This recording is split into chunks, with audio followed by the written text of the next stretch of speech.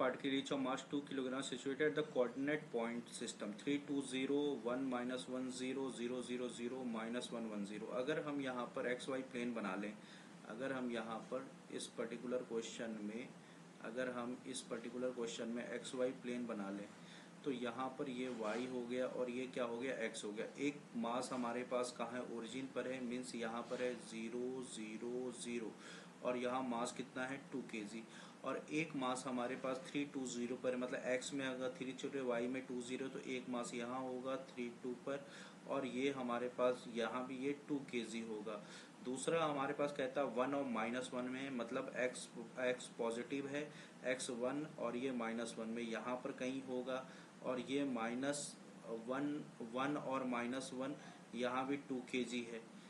1 2 3 particle हो गया। चौथा पार्टिकल है -1 1 0, मतलब यहाँ पर अगर हम ये देखें तो x में -1 y में 1, मीन्स यहाँ पर एक पार्टिकल होगा और ये पार्टिकल हमारे पास होगा -1 और 1 पर होगा और ये हमारे पास यहाँ भी कितना है 2 kg है।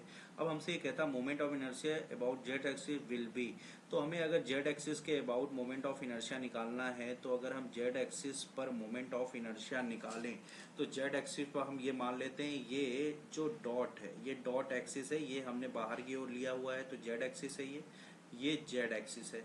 और जेड हमें पता है कि पॉइंट मास का मोमेंट ऑफ इनर्शिया होता है मास इंटू परपेंडिकुलर डिस्टेंस, तो 2 इंटू अगर हम बात करें तो 2 और यहाँ से जेड है तो ये वाला जो हमारे पास ये जो डिस्टेंस होगा ये डिस्टेंस -1 1 है, मतलब √2 आएगा।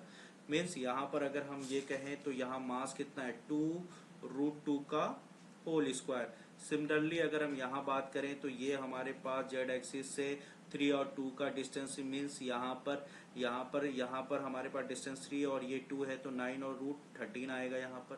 तो 13 के लिए अगर हम बात करें तो ये हमारे पास आएगा 2 √13 का स्क्वायर आएगा। और सिमिलरली अगर हम यहाँ बात करें तो यहाँ भी √2 आएगा, तो यहाँ पे हम क्या लिख सकते हैं 2 इंटू √2 का स्क्वायर। और यहाँ पर अगर हम जेड एक्सिस ओरिजिन के अबाउट ले लें तो इसी के अबाउट एक्सिस है तो इसका मोमेंट ऑफ इनर्शिया क्या आएगा 0 आएगा। अब इसको अगर हम कैलकुलेट करते हैं तो ये कैलकुलेट करने के पास कितना आता है 34 यूनिट। तो अपने आंसर में कौन सा है, डी ऑप्शन। Thank you.